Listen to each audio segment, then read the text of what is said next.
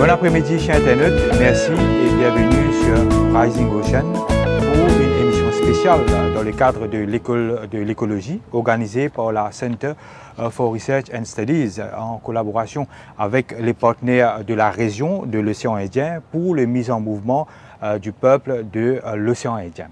Et bien sûr, cette plateforme consiste à faire des réflexions et des discussions autour de la question de la crise climatique et bien sûr pour apporter des solutions à ce désastre écologique que nous vivons maintenant depuis plusieurs décennies, accéléré par le système capitaliste qui s'y est installé bien sûr après l'esclavage. Et pour l'émission de ce soir, nous avons le plaisir d'accueillir deux dames qui vont nous parler, discuter surtout de la question de la justice écologique, où nous allons voir en profondeur c'est quoi d'abord l'injustice écologique, comment ça s'est produite et de quelle manière réparer et ainsi rendre l'appareil et faire une justice écologique et bien sûr dans le cadre d'essayer de sauver notre monde, notre planète qui est vraiment en voie de presque de disparition avec tous les défis climatiques qu'il y a. Chaque jour que nous vivons, nous savons, tout change, tout bascule vers le désastre, des catastrophes à travers le monde.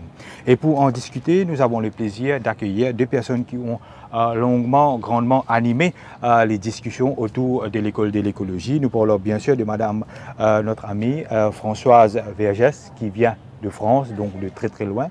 Bon après-midi. De la Réunion, excusez-moi. Donc, bon après-midi. Merci et bienvenue Françoise Vergès. Merci de m'inviter. Tous les plaisirs pour nous.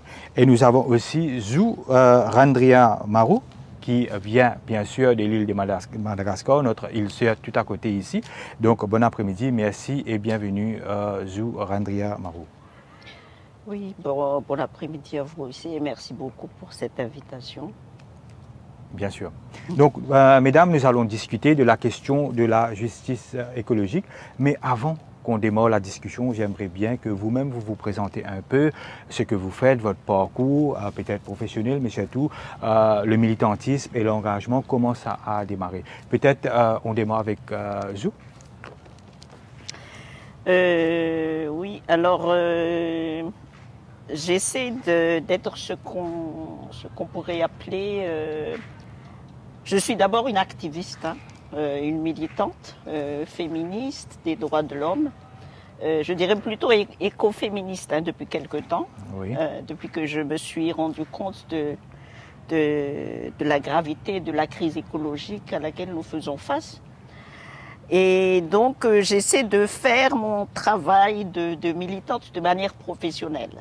Et donc je suis aussi chercheur, je suis sociologue de formation et aussi anthropologue.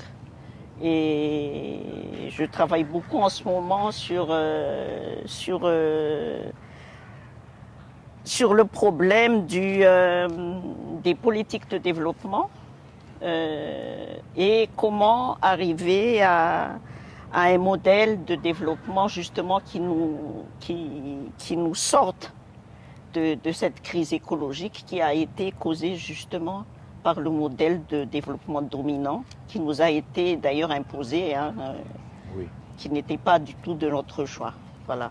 Voilà. Merci Zou pour cette introduction. Peut-être Françoise Vergès en guise d'introduction. Oui. Moi j'ai grandi à l'île de la Réunion avec des parents qui étaient des militants anticolonialistes. Donc j'ai reçu une éducation, on peut dire politique très tôt, c'est-à-dire de comprendre le monde autour de moi. Oui. Et ensuite j'ai été journaliste, j'ai fait des études, mais effectivement je suis d'abord une activiste féministe, antiraciste, décoloniale et aussi en fait, je travaille pour essayer de comprendre les processus de domination, d'exploitation, de dépossession, donc l'esclavagisme, l'engagement, les formes capitalistes et aujourd'hui, et puis les formes impérialistes, oui. Et tout ce qui constitue les résistances à ces formes de domination. Alors, j'ai une approche souvent assez féministe par la manière dont ça pèse sur les femmes dans ce qu'on appelle le Sud global. Mais je m'intéresse aussi aux guerres, enfin, tout ce qui constitue l'exploitation et la domination, et donc les résistances à cela. L'impérialisme et tout ça. Voilà, voilà. Et donc dans cette partie du monde de l'océan Indien effectivement, qui a constitué longtemps, qui constitue toujours un espace de recherche sur ces choses. Tout à fait. Donc, merci Françoise Vergès. Donc, nous, au niveau de l'école, on a grandement bénéficié de vos interventions. Ça a démarré hier, nous vous rappelons, à Eben, dans la conférence qui a été organisée, et aujourd'hui. Et sinon, comment ça se passe à l'école de l'écologie, Zou? L'expérience que vous vivez? Bah, écoutez, pour moi, en tout cas, c'est toujours très, comment dirais-je, c'est très rafraîchissant, d'abord. D'avoir un espace aussi ouvert et aussi plein d'énergie qu'apportent les participants qui nous viennent des quatre coins de l'océan Indien, mais aussi au-delà des autres, qui nous viennent aussi des autres pays d'Afrique, des autres continents. Et je pense que c'est un espace qu'il est absolument nécessaire de conserver et de faire en sorte qu'il reste toujours cet espace, je disais, rafraîchissant pour les vieux militants. Pour les vieilles militantes comme moi. Expérimentées, on va dire expérimentées, les militantes expérimentées. Mais aussi qui nous permettent de renouveler notre inspiration, notre motivation pour poursuivre la lutte, où on sent vraiment qu'on n'est pas seul. Il y a une solidarité parmi les... Voilà, qu'il y a une solidarité, qu'on fait partie de quelque chose qui est plus grand que nous, mais dans lequel nous sentons vraiment que nous comptons, même si nous ne sommes qu'une partie d'un tout. D'accord, d'accord. Oui. Très intéressant, l'aspect de la solidarité. Je crois que... je me rappelle, il y a une personne avait mentionné l'aspect de la solidarité qui est probablement pas assez suffisante au niveau de la région. Mais peut-être on va aborder ça dans quelques moments. Donc Françoise, vous avez partagé beaucoup en termes d'intervention. Comment vivez-vous le moment mauricien, surtout pas seulement l'école, mais aussi peut-être les petits repas, la camaraderie, comment ça se passe? Vous appréciez? Oui. Pour moi, ce sont des initiatives extrêmement importantes qui doivent se multiplier. On a besoin d'une part d'écouter, d'entendre, de connaître de ce qui se passe ailleurs, de transmission et de compréhension ensuite. D'abord, pourquoi ça se passe comme ça et de le faire ensemble. Pour moi, aucun travail ne peut être que personnel. Ça doit toujours être collectif. C'est absolument essentiel que ce soit collectif. Et puis de comprendre que ça se passe comme ça dans cet endroit et pas nécessairement de la même manière ici. Et donc comment lutter, quelles sont les luttes qui vont répondre à cette situation et comment on peut soutenir, donc quelles sont les solidarités. Ça, je pense que c'est absolument essentiel. Aujourd'hui, on est submergé par des fake news, par exemple, ou par des tas de choses.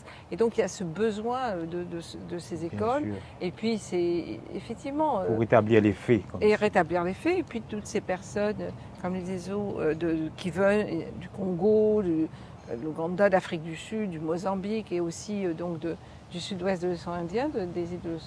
C'est aussi important parce que ça a existé, l'union de tous ces pays. Il y a eu des époques avec des relations fortes dans les mouvements anti-impérialistes. Et il faut, d'une part, transmettre cette histoire et d'autre part, renouveler, puisque les questions ne sont plus les mêmes aujourd'hui, notamment à cause de la catastrophe climatique, qui pose des questions beaucoup plus pressantes. Mais sinon, oui, je trouve ça sympa. Je veux dire, c'est à la fois intense et relax. Donc voilà, ça travaille, et puis en même temps, comme si en voyant les défis, c'est troublant, mais il y a aussi de l'espoir. Oui, il y a de l'espoir. La solidarité, les idées qui puis dégagent. On mange ensemble, du choc des idées. Il y a des chants, voilà, il y a ça aussi. C'est très relaxant. Donc, très bien, très bien. Donc là, Zou et bien sûr Françoise, on va entrer de plein fouet dans la discussion. Pour parler de justice écologique, il faut peut-être d'abord comprendre qu'est-ce qui a quand même contribué à causer de la préjudice à l'écologie, à notre écosystème, à la biodiversité, pour mettre en danger l'habitat. On a cité bien sûr le système capitaliste d'exploitation, bien sûr, il y avait avant le système d'esclavage. Donc c'est le système qui est responsable dans sa totalité, Zou?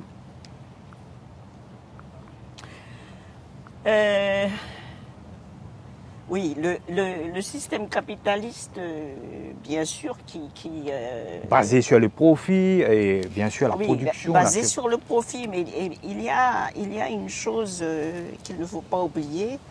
Le système capitaliste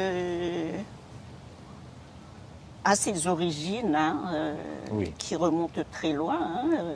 Tu me corrigeras si je me trompe, Françoise. Mais à l'origine du système capitaliste auquel donc nous devons cette crise écologique que nous traversons en ce moment, il y a eu l'esclavage. Hein. Bien sûr. Il y a eu la colonisation. Oui. Nous sommes tous, la plupart des pays qui sont ici sont des ex-colonies. Hein. Et le système capitaliste, en fait, s'est nourri de ces ressources que constituait la force de travail des esclaves. Oui. Mais aussi, pour une grande part, il n'aurait pas pu se développer comme il a pu s'il n'y avait pas eu le système patriarcal. Qui date même d'avant l'esclavage. Oui, bien sûr. Moi, je pense qu'il ne faut pas oublier que le système capitaliste tel qu'il est aujourd'hui n'existerait pas s'il n'avait pas pu s'appuyer donc sur des phénomènes comme l'esclavage, mais aussi et surtout, et c'est pour ça que, en bonne féministe, je me dois de le rappeler, sur le système patriarcal. Oui, bien sûr. Oui. Et que jusqu'à présent, on sait très bien que ce système ne survivrait pas, qu'il n'y aurait pas de reproduction sociale s'il n'y avait pas, le travail des femmes, mais surtout la reproduction sociale qui repose entièrement sur les femmes. Oui, tout à fait. Et par exemple, à Maurice, Françoise, je fais une petite transition. La majorité à Maurice, c'est la classe féminine, c'est à 53,3%. Moi, je me souviens très bien dans les années 80, quand la zone franche est venue à Maurice, le textile. Là, il y avait beaucoup de femmes qui sont parties travailler, y compris ma mère, mais c'était basé, comme dit si bien Zou, sur des salaires dérisoires, très très mal payés, des très très longues heures de travail où les enfants sont négligés, mais peut-être sur l'aspect je pense que Zou a mis le doigt sur un gros parti du problème, c'est le système patriarcal qui a contribué à l'accélération quand même pour nourrir le système capitaliste. Oui, moi je dis, si vous voulez, je dis une chose, c'est qu'aucune société dans le monde, aucune société, même dans le sud global, ne pourrait fonctionner sans le travail des femmes. Le matin, on ne peut pas aller à l'école, on ne peut pas aller à l'université, à l'hôpital, on ne peut pas aller au centre commercial, on peut aller nulle part si des femmes n'ont pas nettoyé cet endroit avant. Travail invisible, sous-payé, surexploité, souvent fait par des femmes des classes populaires et en Occident par des femmes non blanches. Il n'y a aucune société. Même les pays moins développés. Même les pays les plus progressistes, c'est la même chose. Ça va reposer sur ce travail invisible, qui fait partie de la reproduction sociale. C'est-à-dire qui permet à la société de fonctionner. Aucune société ne fonctionnerait. Or, ce travail est fait massivement par des femmes et massivement sous-payé et surtout totalement méprisé. Ce n'est pas considéré comme un travail qui mérite. Et on ne sait pas pourquoi. C'est comme si un devoir que vous... C'est une oui, tâche comme c'est des femmes, elles sont habituées à faire ça, donc elles peuvent le faire aussi en plus. Oui. Et c'est des salaires dérisoires. Or, si ça n'a pas été nettoyé, mais même je peux le dire pour des féministes, c'est-à-dire pour... si j'ai une réunion féministe dans une université, avec mes copines féministes, etc., mais je rentre dans un amphithéâtre qui a été nettoyé le matin par les femmes. Oui. Donc la question se pose aussi profondément, c'est la racine effectivement de l'exploitation, et le fait que le travail des femmes a toujours été considéré comme moins important. Oui. Et que surtout le travail de nettoyage, qui est absolument indispensable pour le fonctionnement de la société, a toujours été considéré comme une extension de la domesticité. Donc déjà à la maison, elle faisait ça, elle peut faire ça aussi dehors. Et c'est vrai que la question du patriarcat est aussi liée profondément à la question de la propriété privée, qui a été essentielle dans le maintien de l'esclavagisme. Oui. La propriété de la terre, mais la propriété aussi des êtres humains, puisque les êtres humains étaient des propriétés privées d'une personne. Donc, et d'ailleurs, dans le Code noir français, ce sont des meubles, sont considérés comme des meubles. C'est-à-dire que, par exemple, quand l'esclavagiste meurt, dans son héritage, vous allez avoir des chevaux, des mulets, des tables et des êtres humains. Donc, il fait partie de l'héritage mobilier. Donc la question de la propriété privée est très importante, avec la question effectivement de l'héritage, en fait toute une construction qui ont écarté les femmes profondément. Encore que pendant l'esclavagisme, des femmes blanches étaient esclavagistes, elles participaient à la traite, il ne faut pas non plus.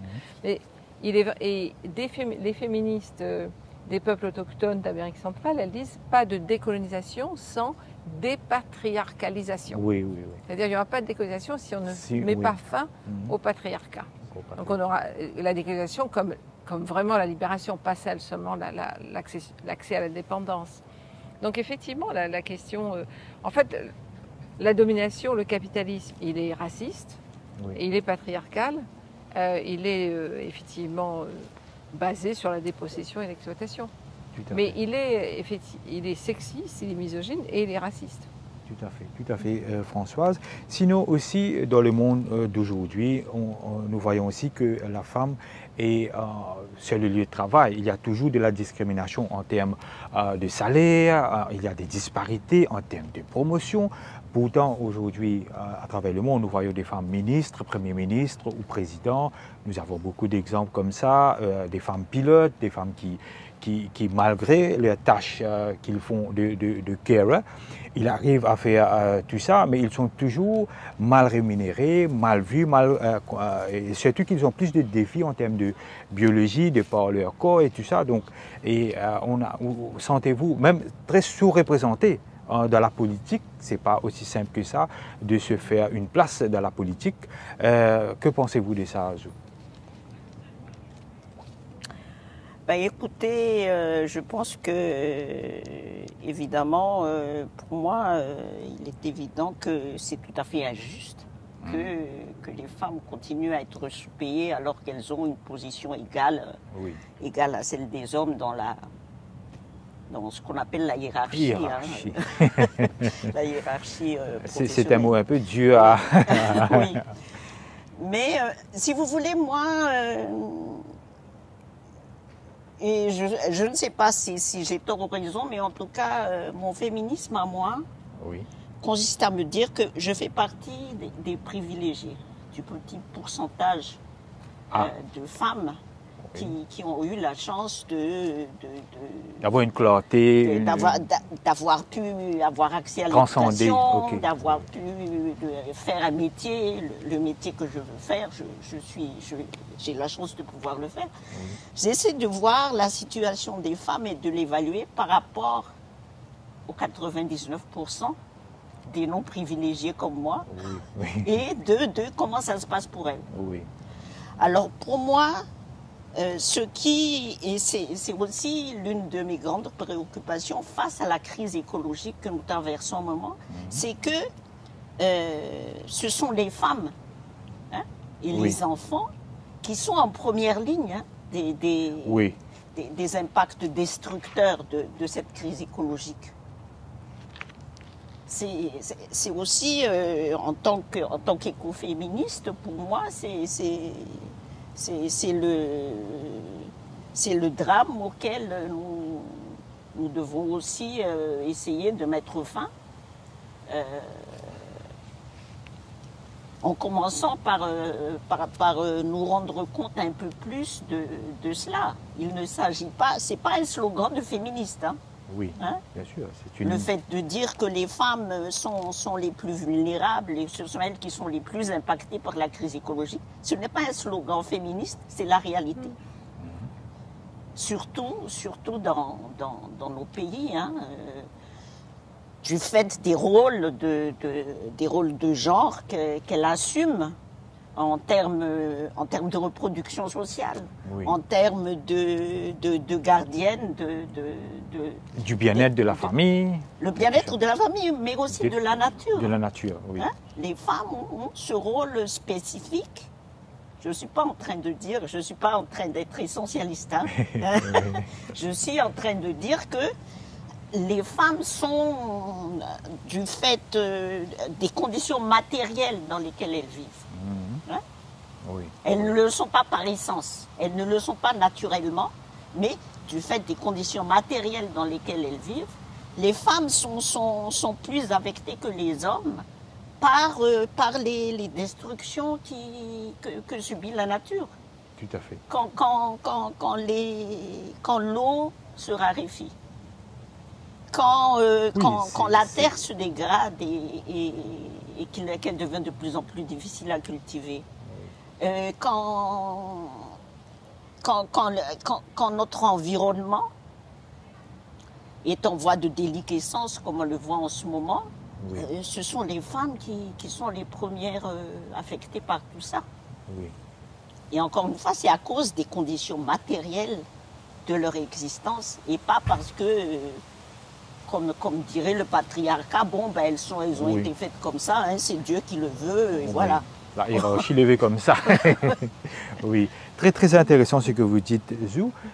Françoise, j'aimerais aborder un sujet qui, vous savez, le féminicide est grandissant à travers le monde, c'était toujours là, mais malgré qu'aujourd'hui il y a beaucoup de lois, il y a une forme de sensibilisation et de conscientisation, ici même à Maurice il y a plusieurs cas, j'en suis sûr que peut-être à La Réunion ou même au Madagascar, vous en avez noté plusieurs cas comme ça, il y a une violence grandissante envers la classe féminine, malgré que la femme, elles font tout, elles endossent le poids de la société, de l'écologie, très souvent blâmée pour la décadence sociale. Par exemple, l'érosion des valeurs des enfants et tout ça, c'est la femme qui endosse tout ça à la fin de la journée. Alors que l'homme, lui, il basta, il promène et tout ça.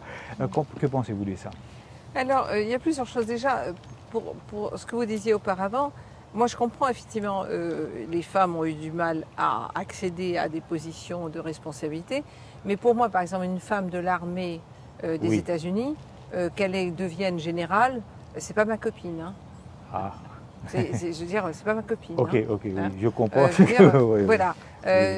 Des femmes peuvent accéder à des postes et poursuivre des politiques qui sont néfastes aux femmes et aux hommes aussi, à des classes dominantes, dominées. Bien sûr. Donc, c'est pas parce qu'elles sont femmes qu'elles vont échapper à des questions de classe. Elles appartiennent à des classes sociales et elles vont protéger les intérêts de ces classes.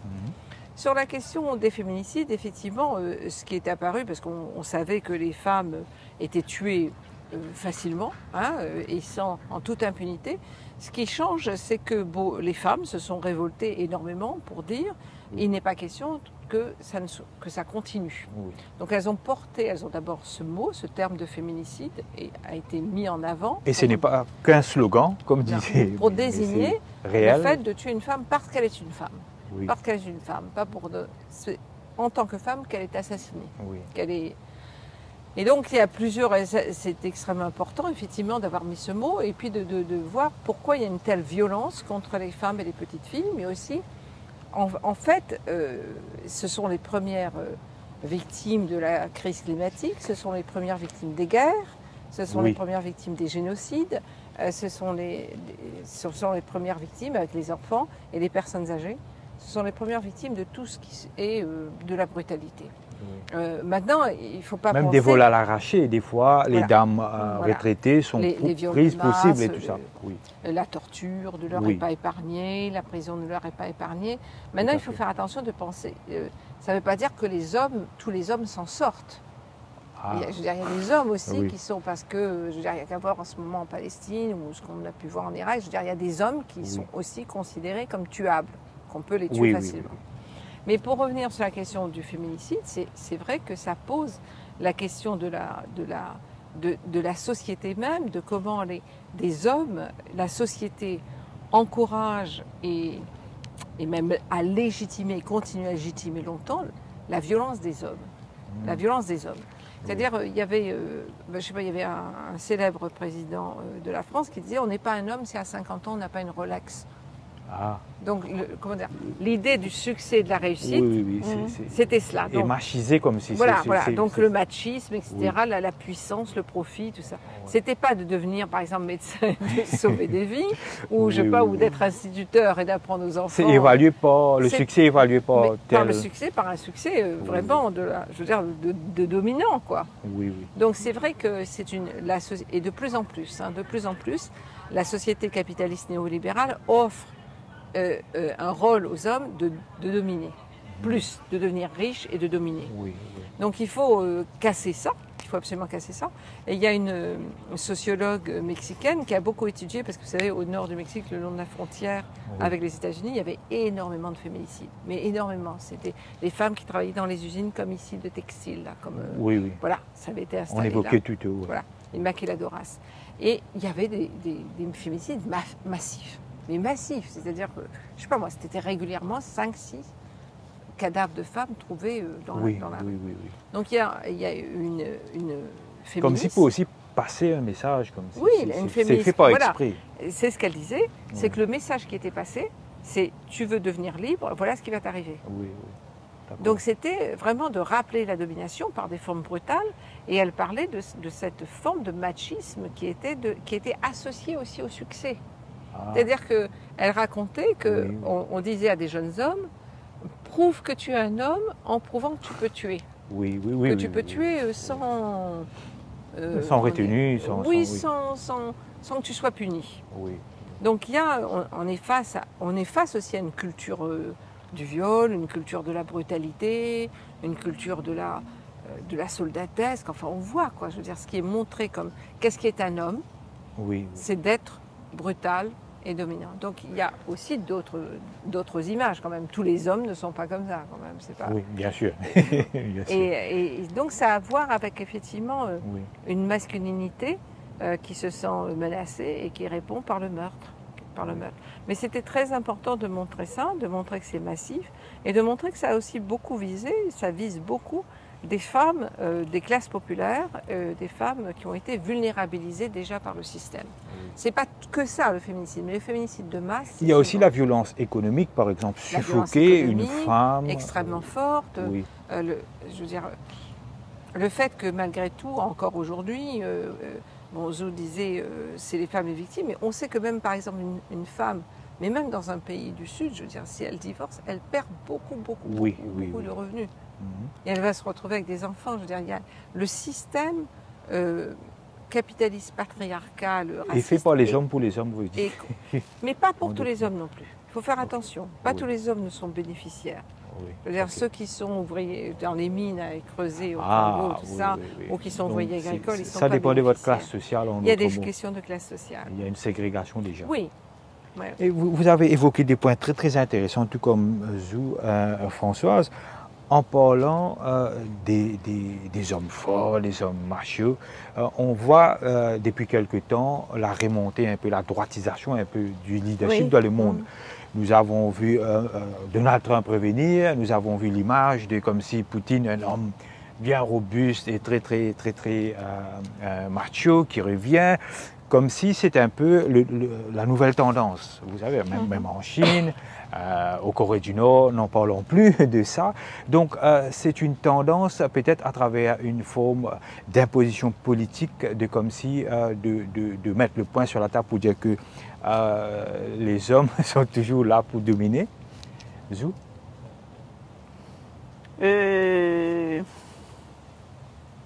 Je pense que oui, il y a comme le François je le disais, il y a le système patriarcal qui se sent menacé et qui réagit de cette façon. Mais je pense qu'il y a aussi cette histoire de, comment on appelle ça, de soft power. Soft power, oui. C'est toujours une forme de domination, mais plus insidieuse, sous une forme plus, pas douce, comme on pourrait le croire. Mais ça relève de ce qu'on disait cet après-midi au sujet de la... Démilitarisation, non? C'est une forme de guerre culturelle qui se fait notamment à travers les médias, les réseaux sociaux, etc. On matraque surtout les hommes, en l'occurrence, de certains clichés, on crée des stéréotypes, par exemple, de l'homme fort, genre Donald Trump, etc. Oui. Et malheureusement, ça marche. Je pense même que c'est un des grands dangers auxquels nous faisons face en ce moment. Il faudrait qu'on arrive à savoir comment lutter contre cette forme de domination insidieuse par le soft power, qui en fait c'est une forme de guerre psychologique, si vous voulez, et qui vise à maintenir la domination et à garder le contrôle. Oui. Alors, avant c'était sur les corps, pendant l'esclavage, mais maintenant c'est sur l'esprit. Sur l'esprit. Et sur l'économie aussi, si on peut dire ça. Oui. Par exemple, Françoise, quand nous révisitons un peu l'accord politique, Donald Trump, avec un esprit très conservateur, d'ailleurs, il va venir avec ses débats, avec des réformes pour retourner en arrière.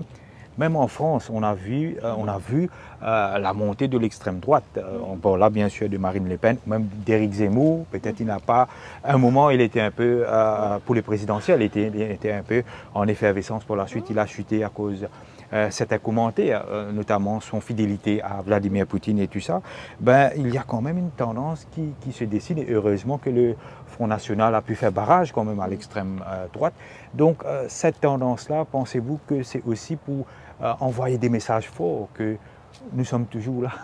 Ah oui, moi je pense vraiment qu'il y a eu un mouvement de réaction au sens de vraiment réactionnaire. C'est-à-dire que quand même depuis quelques années, que ce soit les peuples autochtones, que ce soit les femmes, les queers, les noirs, les musulmans, tout ça, mais vous n'allez pas nous traiter comme ça. Vous n'allez pas, et nous avons droit... Enough is enough. Oui, et nous avons droit à la terre, nous avons droit de parler, vous n'allez pas nous laisser au fond de la cuisine, on va venir dans le salon et on va vous obliger, et on va partager, vous n'êtes pas au bout de la table tout le temps à commenter. Et donc c'est quand même la panique. Il faut comprendre que leur brutalité aujourd'hui est à mesure de la peur qu'ils ont eue de nous, enfin la peur qu'ils ont eu des mouvements, et qui continuent à avoir peur. Parce que c'est démesuré parfois. Parfois c'est démesuré par rapport, parfois on se dit mais nous on se voit comme tout petit, on n'est pas assez, puis on voit que ça déclenche mais vraiment des mouvements de panique. Donc je pense qu'il y a un mouvement de panique très fort, que ce soit Bolsonaro, que ce soit Modi, que ce soit, je veux dire, c'est une femme, Meloni, à la tête de l'Italie, qui dit vraiment qu'elle vient, elle dit clairement qu'elle vient d'un parti fasciste. Fasciste, elle dit, le mot est là.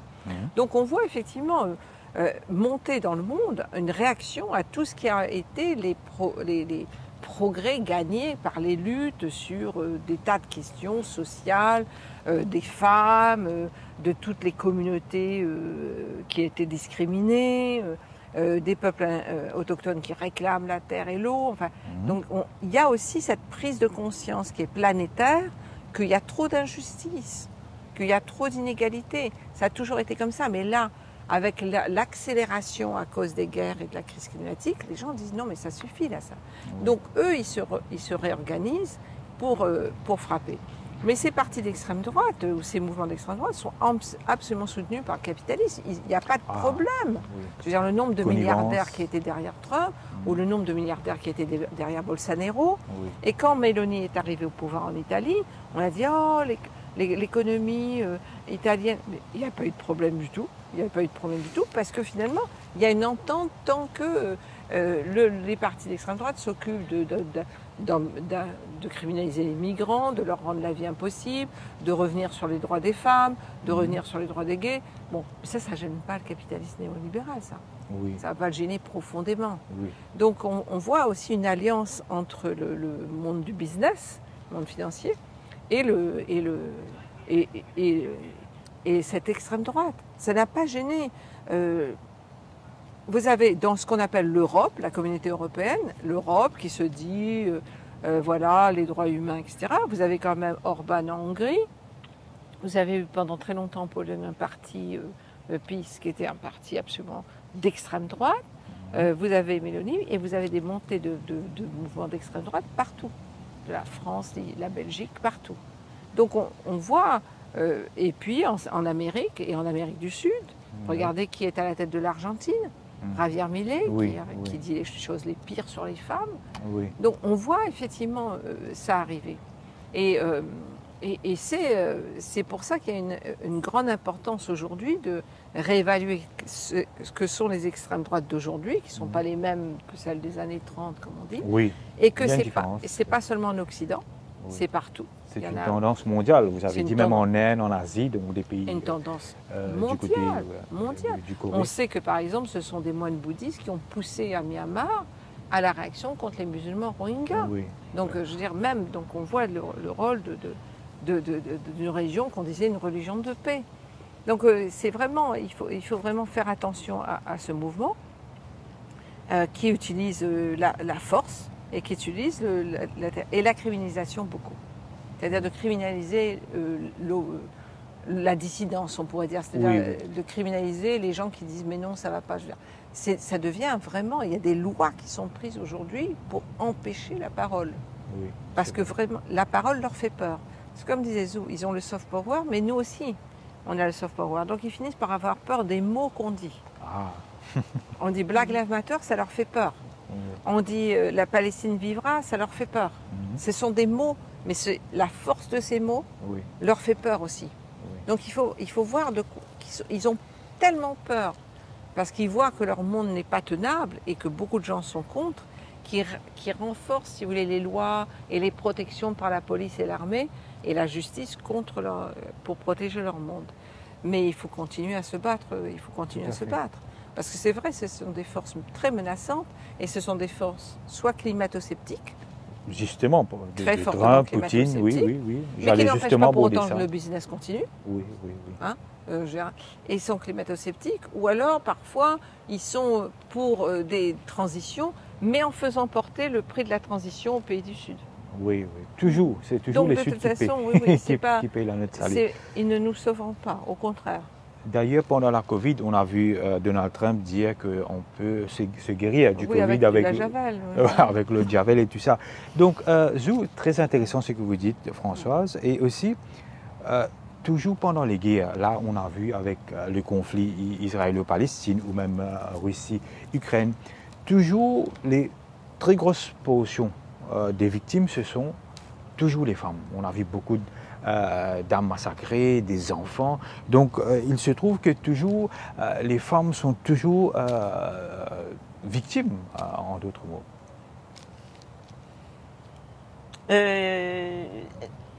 Si on parle des guerres, oui, malheureusement, je ne suis pas en train de dire que ce sont seulement des femmes qui sont victimes. Mais une grosse majorité. Toujours la grande majorité. Hein, du fait. Bon, la guerre, c'est quelque chose de masculin.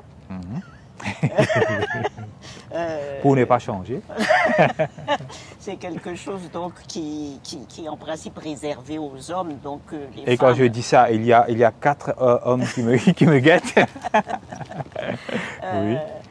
Donc, je veux dire, mathématiquement, on comprend que les femmes soient soit surtout des victimes hein, dans les guerres.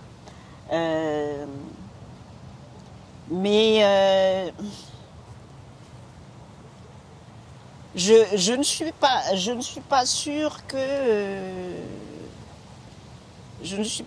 que c'est quelque chose qu'on puisse changer. Hein. Ah. Je pense que okay. si ça doit changer, c'est les guerres qu'il faut arrêter. Oui, oui. Tant qu'il y aura des guerres, je pense que ça va continuer à être comme ça. Tout à fait. À moins qu'on décide aussi que les femmes peuvent... je ne sais pas, il y avait une féministe avant l'heure qui disait ça, qu'elle aussi, elle avait le droit d'être une chair à canon, quelque chose de ce genre, ou de monter sur l'échafaud. Ah oui, Olympe de Gaulle, j'ai dit, oui, j'ai le droit de monter sur l'échafaud. Oui, à moins qu'on décide que les femmes ont aussi le droit d'aller servir de chair à canon comme les hommes. Oui. Mais bon. Mais aux États-Unis, elles sont dans l'armée. Ouais. Ah, oui, en France aussi. Vous avez mentionné plutôt. Elles sont dans l'armée, mais pour des pays comme Madagascar où il y a encore, il y en a, hein, mais il y a assez peu de femmes dans l'armée. Et d'ailleurs, on les met à des postes qui ne sont pas directement... Plutôt administratifs, plutôt. Oui. Ah, ok. Mais moi, je pense que si on veut mettre fin à ça, c'est-à-dire que ce sont les femmes qui sont les principales victimes des guerres, c'est les guerres carrément qu'il faut arrêter. Qu'il faut arrêter. Mais on sait toujours que à qui profite le crime. Nous savons que c'est l'industrie de l'orbe, il y a tout ça, il y a l'implication de l'OTAN et tous les débats qu'il y a autour. Très important ce que vous dites, Zou. Nous allons faire là une transition vers plus ou moins le climat. On a parlé un peu de la tranche écoféministe, extrêmement important parce qu'il faut situer qui souffre vraiment dans l'équation de l'écologie.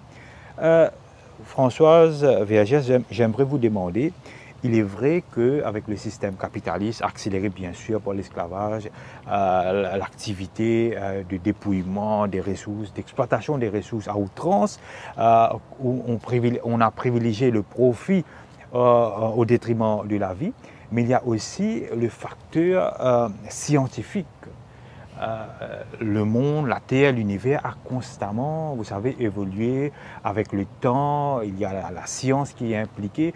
Donc, peut-être sur une échelle de 10, à combien vous allez attribuer au chamboulement, le chamboulement climatique, attribué purement à l'aspect scientifique? Je sais que c'est une question difficile. Vous voulez dire, c'est-à-dire par exemple, les chamboulements qu'il y a à travers la science et à quel point ils sont responsables du dérèglement climatique si on sépare comme si l'aspect d'exploitation de nos ressources. Ouais, je vois. Je dirais plutôt les technologies que la question. Les technologies, l'incroyable progrès dans les technologies, la rapidité de ces progrès. En fait, ce que je trouve, c'est que l'écart est absolument grandissant entre les progrès extraordinaires qui sont faits en technologie, ou même effectivement dans la science, c'est-à-dire la capacité, par exemple, d'opérer un fœtus qui est encore dans le ventre de sa mère, d'opérer. Donc il y a des sauts extrêmes et énormes qui ont été faits très rapidement ces derniers temps, à cause de la puissance aussi des ordinateurs, de la capacité de faire ça. Je parlais plutôt de cet écart, de l'écart qu'il y a, ça dans ces progrès extraordinaires, hein, qui ont parfois des effets négatifs, mais il faut reconnaître que voilà. Et le fait que la majorité de l'humanité n'a toujours pas accès à l'eau propre. Oui. Gros souci. À l'air propre, à des toilettes propres. Je veux dire des questions de basiques, hein, de la vie. Hein. Donc c'est plutôt cet écart que je trouve qui grandit, parce que chaque fois qu'on lit sur les progrès, les découvertes qui sont faites, les découvertes scientifiques ou la capacité de technologie maintenant de faire avec l'intelligence artificielle qui arrive, tout ça, et donc mais accéléré en plus, hein, je veux dire d'une année à l'autre, il y a des choses qu'on trouve, tout ça, parce que les capacités de calcul, de recherche ont été aussi beaucoup plus affinées. Et le fait que vous avez la majorité de la population qui n'a pas accès à de l'eau tous les jours, qui n'a pas accès à de la nourriture tous les jours, qui n'a pas accès à une vie décente tous les jours. Et cet écart grandissant est quand même assez frappant. Parce que moi, je m'intéresse quand même un peu au progrès. Je suis scientifique et parfois je suis... Waouh, ils ont trouvé ça, mais c'est extraordinaire. On trouve que c'est quand même extraordinaire. On est quand même... Bien sûr, oui. Voilà, L'Internet, la technologie, puis le travail sur, je sais pas, les virus, tout ça. Donc ça, dans cette science-là, la rapidité avec laquelle ils ont compris, même comment, c'était quoi les origines du Covid-19, tout ça. Donc, et les technologies de l'Internet, la capacité, la rapidité avec lesquelles les ordinateurs calculent aujourd'hui, le fait de, je sais pas, les musées qui partent, le fait qu'on a une capacité, les corporations ont la capacité d'aller au plus profond des océans pour faire de la recherche sur ce qui sont sur les ressources. Et puis, 80% de l'humanité, ou plus, je ne sais pas, je ne sais pas les chiffres, ne vit pas, n'a pas une vie décente, mais basique, des besoins nécessaires à une vie décente. C'est ça qui me frappe, moi. Parce qu'on voit bien que ces progrès sont pour quelques-uns, vont profiter à quelques-uns. D'ailleurs, on a un poignet de milliardaires dans le monde qui possèdent plus que la moitié de la population. De plus en plus de milliardaires qui sont 1%, mais même moins, ou 0, ben, c'est même pas 1% de l'humanité, parce qu'on est 7 milliards sur Terre, et qui possèdent plus que des peuples entiers, des peuples entiers, des États. Donc il y a une capacité. Et puis aussi, le fait qu'ils donnent l'argent qui va aux recherches scientifiques, aux recherches technologiques, c'est pas nécessairement pour le bien nécessairement de l'humanité. Je veux dire, combien de temps on a mis avant de trouver un vaccin contre la malaria? Alors qu'il y a plein de recherches sur certains cancers, parce qu'il y avait les vieux occidentaux qui avaient le cancer, donc il fallait faire de la recherche vite fait. Pendant ce temps-là, il n'y avait pas de vaccin contre la malaria qui tuait des milliers d'enfants chaque année. Donc on voit bien aussi, même dans les choix de qu'est-ce qui doit être mis en priorité, les médicaments, et même le système des médicaments qui sont à la suite de recherches scientifiques et de découvertes scientifiques ne sont pas distribués équitablement. On l'a vu pour les vaccins contre le Covid-19, qui en avaient, en voiture, voilà, et qui n'en avaient pas. Donc c'est tout un système qui est traversé lui-même, la science n'est pas neutre, la technologie n'est pas neutre, qui est traversée elle-même par des intérêts divergents. Il y a des scientifiques qui font ça pour le bien de l'humanité, et qui essayent, et puis il y en a d'autres, et puis pareil sur la technologie. La technologie, on le sait que les réseaux sociaux peuvent être totalement utilisés par des mouvements sociaux, ou des mouvements écoféministes ou d'écologie socialiste, et par leurs ennemis. Mais surtout, moi, ce qui me frappe, c'est cet écart. Cet écart absolument grandissant, quoi. Je veux dire, on est capable, je veux dire, on voit bien, on vit avec on a un téléphone, à tac, tac, tac, tac, on trouve des choses en rapidité, tout ça.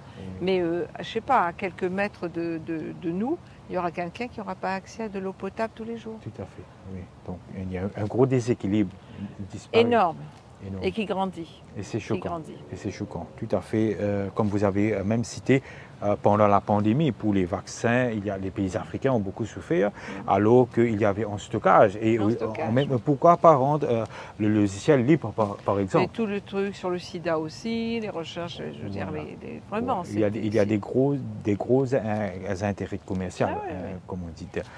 Sinon, Zou, au niveau de Madagascar, on sait le challenge, le défi est énorme avec le problème climatique, la sécheresse, le problème de souveraineté alimentaire. On avait animé une émission avec un ami de Madagascar, il expliquait un peu dans le sud comme c'est difficile. On sait que la politique n'est pas trop stable au Madagascar, il y a constamment des changements et tout ça. Donc avec tous ces défis, comment rétablir cette justice écologique à votre avis, peut-être au niveau de Madagascar et puis dans un cercle plus élargi au niveau mondial? C'est une question difficile, j'avoue. Il y a tellement à faire peut-être. Moi, je pense que la question en matière de justice écologique, je pense que la question très urgente pour Madagascar en ce moment, c'est la question de la transition énergétique. Parce que un des gros problèmes qui contribue... Oui, je crois qu'il y a le système de téléstat, par exemple, on coupe ici pour alimenter notre région, ça existe toujours, oui, je crois. Mais ça, j'en avais un peu parlé pendant la conférence. C'est des choix politiques du gouvernement qui choisit de privilégier les accords avec des grandes sociétés qui fournissent les groupes électrogènes, etc. Plutôt que de s'attaquer au problème de la pauvreté énergétique à Madagascar. Les 95% des ménages à Madagascar utilisent du bois de chauffe. 95%. Oui, pour faire la cuisine, pour se chauffer. Oh là là, Et le bois de chauffe, il le trouve où? Dans la forêt. On continue la déforestation. On ne le dit pas assez, mais en matière de déforestation, nous avons, je pense, le deuxième taux le plus élevé au monde. Après, je pense que c'est l'Inde qui est avant nous. Et ça, surtout qu'il y a le bois de rose qui est très très convoité au Madagascar. Oui. Mais le bois de rose, disons que c'est pour des besoins un peu high-tech, un peu chic. Oui, c'est des besoins de profit. Oui, de profit. Mais moi, je parle des besoins quotidiens de 30 millions de Malgaches qui dépendent entièrement du bois qu'ils sont obligés d'aller chercher dans les forêts pour se fournir en énergie, pour faire la cuisine, pour se chauffer, pour tous leurs besoins. Bien sûr, Et pour moi, c'est à cette pauvreté énergétique que l'on doit s'attaquer d'abord. Et ça veut dire quoi? Ça veut dire, si on doit lier ça par exemple à la question des négociations pendant les COP, le ministre de l'Environnement qui dirigeait notre délégation pendant la COP 29 est revenu triomphalement en disant qu'il avait passé beaucoup de contrats pour le marché carbone. Comme Madagascar émet très peu, nous avons un quota d'émissions de carbone. Ils n'ont rien trouvé de mieux que de le vendre. Et moi, ce que je disais l'autre jour pendant la conférence, ce qu'il faudrait, c'est utiliser ce quota pour répondre aux besoins énergétiques des Malgaches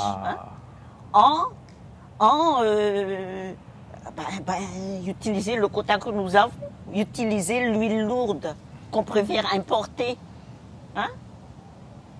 Bien sûr. Plutôt que d'utiliser celle que nous avons à Madagascar, l'utiliser pour exploiter le charbon qui serait nécessaire pour mettre en place une centrale hydroélectrique, plutôt que d'importer ça de l'Afrique du Sud. C'est comme ça qu'il faut utiliser notre quota d'émissions et pas aller le vendre à qui veut l'acheter sur le marché international. Et donc, pour moi, il y a des questions, mais c'est très difficile de faire comprendre ça aux politiciens, bien sûr. Je ne sais pas si. Et surtout que je pense aussi que la politique énergétique, il aura un effet domino. Par exemple, si vous réglez ça, il peut stabiliser l'économie. C'est absolument central. Si on veut s'attaquer sérieusement au problème de la pauvreté à Madagascar, pauvreté de la population, mais aussi pauvreté en termes de développement économique.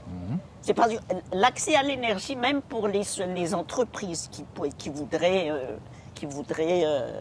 se créer à Madagascar, ne peuvent pas se permettre.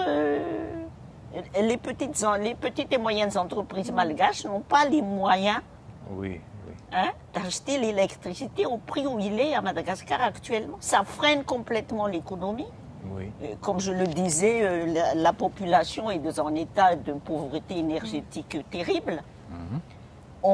Si on veut vraiment sortir ce pays de la pauvreté, il faut vraiment s'attaquer à ce problème de pauvreté énergétique. Et ça veut dire essayer de voir comment y arriver, prioriser les besoins énergétiques de la population et non pas les profits que pourraient faire les grandes sociétés multinationales en investissant sur le marché de l'énergie à Madagascar. C'est ce qui est en train de se passer avec les énergies renouvelables. Oui. C'est aussi devenu une mine d'or. Oui, c'est devenu aussi une source de profit pour les grandes sociétés énergétiques. Eni, la société italienne qui est leader sur le marché international de l'énergie, se propose d'investir massivement à Madagascar dans le marché des énergies renouvelables, que le commun des Malgaches ne pourra jamais s'offrir de toute façon. Donc c'est très très intéressant ce que vous dites en termes de créneaux de solutions. Françoise et Vergès, je crois que je vous ai entendu dire ça. J'aimerais qu'on va terminer dans quelques moments. Vous développez peut-être la décroissance. Et est-ce parmi les solutions pour une justice écologique pour réparer un peu la situation? C'est compliqué la décroissance parce qu'il faut savoir à qui on parle. Parce que c'est souvent... Dans quel créneau que vous qu'on adresse? Ça vient souvent des pays occidentaux qui peuvent penser à la décroissance parce qu'ils ont déjà tellement plein de choses qu'ils peuvent imaginer d'en avoir un peu moins. Mais la question dont on vient de pas résoudre, c'est-à-dire que vous avez des pays où des besoins, je sais même pas si le terme développement est le bon terme, des besoins vitaux quotidiens ne sont pas remplis. À cause de toute une série, on peut reprendre pourquoi on en arrive là. Et là, donc, parler de décroissance dans cette situation serait un peu étrange. Bien sûr, la question c'est... D'ailleurs, David l'avait souligné l'autre jour. Oui, voilà, moi je suis tout à fait d'accord. C'est comment assurer à toute l'humanité des conditions de vie basiques, là, mais nécessaires à une vie décente. C'est-à-dire, c'est pas seulement, donc, je dois aller... détruire la forêt pour cuire mon manger. Oui, c'est pas Sinon, logique. je ne peux pas cuire mon manger. Oui. C'est tout. Donc ça fait partie de... Non, ça ne doit pas exister. Oui. Ensuite, c'est de penser planétairement, effectivement. On doit penser tous ensemble. Parce que par exemple, je dis, mais moi, j'ai un puits de pétrole formidable, je veux l'exploiter, tout ça. Ah, c'est en train de polluer le pays voisin, bah, tant pis pour eux. Oui. Moi, je dois me développer. Tant pis pour ce qui se passe d'ailleurs dans certains pays. Donc, ça doit être pensé aujourd'hui planétairement, pas seulement de manière égoïste, ce qui a conduit l'Occident. L'Occident a été totalement égoïste et l'est toujours. Oui. L'est toujours. Et maintenant, fait la leçon à tout le monde. Fait la leçon à tout le monde, vous devriez faire ça. Mais il faut penser en dehors de cet égoïsme, même national, que le développement est à la fois, effectivement, doit tenir compte des besoins des personnes dans ce pays, dans cette société, mais que ces besoins-là ne soient pas au détriment total d'autres, ce qui s'est passé en Occident. Oui. L'Occident, si l'Europe de l'Ouest vit si bien, c'est pas parce que les gens qui sont là-bas ont des talents extraordinaires, sont des génies formidables, c'est simplement qu'ils sont exploités pendant des siècles d'autres. Donc ils ont pu arriver à une niveau de industrialisation, même pour la classe ouvrière, comme on dit, tout ça, encore que maintenant c'est de plus en plus compliqué pour eux. Mais ça a apporté ça. Et aujourd'hui, d'ailleurs, de leur dire d'abandonner ça, c'est difficile parce qu'ils ont été habitués à vivre comme ça. Bien sûr. C'est un mode de vie intenable. Oui. Mais ça ne veut pas dire que, par exemple, c'est comment faire pour que tout le monde, toute l'humanité, profite d'inventions comme l'électricité. Comme par exemple, moi je dis ça souvent quand je suis en France ou en Europe, j'explique aux gens que j'ai en face de moi qui me parlent des croissances. Je dis, mais vous savez, d'abord, il y a une chose. Vous, dans votre pays, quand vous ouvrez le robinet, il y a l'eau qui coule et en plus l'eau est potable. Vous savez que ça existe pour ça de l'humanité, pour ça de l'humanité. Donc, non. Il faut que tout le monde puisse. Oui, bien sûr. Donc, et ça veut dire quoi? Comment on va assurer ça? Comment on va... Cette justice, justement. Cette justice sociale qui est et climatique, mais la justice climatique, elle doit être sociale aussi. Ça doit aller avec la justice sociale, la justice de genre, la justice raciale, toutes ces formes de justice. Personne ne doit être discriminé. Personne ne doit avoir sur ces besoins-là. Donc ce qui veut dire qu'effectivement, pour que 98% de la population malgache ne soit pas obligée de détruire sa propre forêt. Bien sûr. Et donc de détruire son qui va provoquer par la suite des ça conséquences, va être des pandémies. pour Oui. cette population. Ça va pas être négatif pour les corporations qui viennent exploiter. Oui, oui. Ça va être négatif pour cette population. Mais elle est poussée à ça parce qu'effectivement, ce que vous vient d'expliquer. Donc pour moi, si vous voulez, plutôt que la question de décroissance, c'est plutôt la justice. Justice sociale, justice climatique, toutes ces justices qui vont ensemble, justice de genre, justice raciale, c'est-à-dire qu'il n'y ait pas. Et donc c'est de penser la distribution pour tout le monde de ces choses qui ont amélioré la vie humaine oui. et qui sont quand même importantes. Il n'est pas question d'y renoncer.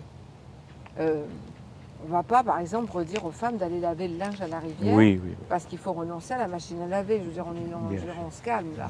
On se calme. Voilà. Oui. Donc, mais c'est de repenser, c'est-à-dire c'est vraiment de partir de la vie quotidienne.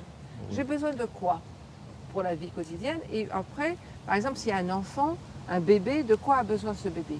Le bébé, ce n'est pas un adulte. Hein. Oui. Donc, de quoi ce bébé va avoir besoin? D'un environnement propre, sain, de soins, de bien manger, d'être content, de découvrir la vie, tout ça, etc. Donc comment j'assure ça? Puis j'assure, et je vais jusqu'au grand âge. Comment j'assure? Et quels sont ses besoins quotidiens? Et qu'on part de ce qui a été gagné quand même, et de ce qui a assuré une bonne vie. Une bonne vie. Et comment on va la distribuer à tous? Parce qu'aujourd'hui, c'est à quelques-uns. Et c'est un tout petit portion de l'humanité qui vit bien. C'est vraiment une toute petite portion. Même par exemple, vous avez des classes moyennes dans des pays développés ou en voie de développement, mais qui n'ont pas l'eau courante propre, qui vont acheter de l'eau, tout ça. Donc tout ça est absurde. Tout ça est absurde. Et on voit à quoi ça profite, puisque nous sommes dans cette zone, on sait qu'à Mayotte, il y a eu cette crise de l'eau. Oui, terrible, terrible. Solution, des tonnes de bouteilles de plastique envoyées là-bas, donc profit pour les gens, tout ça. Oui. Un paradoxe, et au détriment de l'environnement, bien sûr. Au détriment de l'environnement. Bien sûr. Et ça, c'était présenté comme quelque chose d'humanitaire, mais ça faisait plus de 2 ans qu'il y avait des problèmes d'eau, avec les canalisations. Ça n'avait pas été réparé. Donc on attend. Et après, on présente comme un sauvetage humanitaire le fait que quand même, il y a encore des profits qui se font. Parce que les bouteilles, elles ne sont pas gratuites. Hein. Bien sûr, c'est payé. Ça a été acheté par le gouvernement. Et ensuite, effectivement, il y avait des articles sur le fait que les lagons, maintenant, étaient remplis de bouteilles de plastique. C'est normal. Bien sûr. Les gens... Mais alors même, après, si vous vous souvenez, le préfet de l'île avait décidé de combien de bouteilles d'eau était nécessaire par personne. Donc par exemple, une femme enceinte, elle avait droit à 3 bouteilles d'eau. Oui. Mais qui a décidé ça? Oui. Mais qui a décidé? Oui. Vous voyez, quelle est la scientificité derrière pour comprendre qu'on a besoin de telle quantité? C'est absurde. Tout est comme ça, en fait, absurde, mais ce sont des problèmes qui ont été créés par le profit, par la recherche du profit, Et donc, c'est pas. Et tout d'un coup, après, il y a une réponse humanitaire, vite fait, mais qui n'est qu'une réponse sur un certain temps, parce que c'est après, je veux dire, vous n'allez pas continuer à envoyer des tonnes de bouteilles d'eau, donc il faut quand même réparer les canalisations à un moment donné, et ça avait été confié ça a été privatisé, donc il faut déprivatiser. Donc en fait, vous créez des problèmes, et puis après, vous faites une réponse humanitaire rapide, mais vous ne rattaquez pas à la structure de la question. Oui, le problème structurel Le problème structurel de la question. Et pour moi, c'est vraiment de repartir des besoins quotidiens, pour que l'être humain puisse s'épanouir dans son environnement, et qu'elle et lui, depuis le petit bébé là jusqu'à, et puis la vie non humaine. Et ce qui veut dire de répondre à ces questions. Comment je me chauffe, comment je me nourris, comment je me lave, comment je dors, tout ça. C'est vraiment et qui ont été complètement accaparés et privatisés et qui rendent, qui sont par exemple inaccessibles à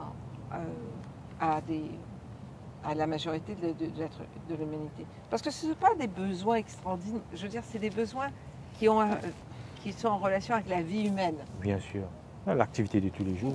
Oui, puis c'est basique. L'être humain ne peut pas vivre sans eau, par exemple. Définitivement. Et voilà. Ça, c'est un besoin. Et pourquoi l'eau a été privatisée? Pourquoi l'eau est chère dans certains endroits? Pourquoi l'eau, quand j'ouvre mon robinet, je peux la boire? Enfin, toutes ces questions. Ça a été créé, c'est fabriqué. Oui. Ça a été fabriqué. Comme si une pénurie artificielle pour par la suite pouvoir à travers de l'eau embouteillée basée sur oui, donc on a cette notion des biens communs qui sont des biens communs à toute l'humanité et qui devraient être la terre, l'eau et l'air. Ouais. Et le water right, comme on dit. Voilà, on est arrivé presque à la fin de l'émission. On va conclure. Je pense qu'on a eu une discussion très intéressante, très profonde, surtout très intense et très complémentaire, et vous abordez dans la même direction. Un dernier mot de la fin, Zou, je note avec beaucoup d'appréciation ce que vous dites. Peut-être une solution magique, pourquoi pas. The salvation of Mada, ça passera par la libéralisation, une politique énergétique juste, équitable à tout le monde. Le mot de la fin, Zou. Le mot de la fin, ce sera que la justice écologique sera ou ne sera pas. Mais en tout cas, moi, je suis certaine qu'on ne pourra pas avancer dans ce domaine sans mettre les femmes aux commandes. Aux commandes. Et pas seulement aux commandes de tout ce qui concerne l'écologie, mais surtout de la lutte qu'on doit mener justement pour lutter contre tous ces obstacles qui se dressent encore devant nous pour y arriver. Et que c'est aussi quelque chose qui ne pourra pas se faire, que nous ne pourrons jamais atteindre sans une solidarité consciente solidarité de mise. Et active. Tout à fait. Voilà. Merci Zou. Et Françoise Vergès, la justice écologique passera par la justice sociale. Le mot de la fin? Ah oui, il n'y aura pas de justice climatique sans justice sociale. Et pas de justice, pas de paix. Donc la paix demande la justice. Et la justice exige la paix. Une vraie paix. Donc oui, la solidarité, renouer, vraiment... le mot-clé, la solidarité, le mot-clé. Ah oui, et se rendre compte qu'on a une seule planète. Hein. Oui, on a une seule planète et il n'y en aura pas une autre. Hein. Oui, il n'y en aura pas une autre et il faut arrêter la destruction. Ouais. Il faut vraiment arrêter la dévastation. Ça va être un rapport de force. Hein. Ah, définitivement. Donc voilà, merci Françoise Vergès et aussi bien sûr merci à Zou merci pour nous avoir posé les bonnes questions. Merci, vous êtes deux personnes très expérimentées, très bien documentées. Moi personnellement, j'ai vraiment, je me suis amusé, en d'autres mots, j'ai appris beaucoup de nouvelles choses et vous avez été très je peux dire, consistante et très perspicace surtout en termes de solutions. Et ça, c'est au bonheur de nos internautes et qu'on demandera humblement de partager cette vidéo pour faire de la sensibilisation, de faire de la pédagogie pour sauver notre planète justement pour une justice écologique. Donc merci encore mesdames, et peut-être on avait prévu pour avoir Babita à nous sur le plateau, mais finalement elle n'a pas pu rester là et je suis sûr si elle était là, elle aurait terminé peut-être par parler un peu de Beautiful Trouble. Ben, au plaisir de vous revoir un jour pour une autre discussion tout aussi intéressante. Je vous remercie pour votre passage sur Rising Ocean et bonne continuation dans l'école de l'écologie et surtout bon appétit puisqu'on va dîner dans quelques moments et aussi profitez bien de la zone côtière, du soleil et tout ça.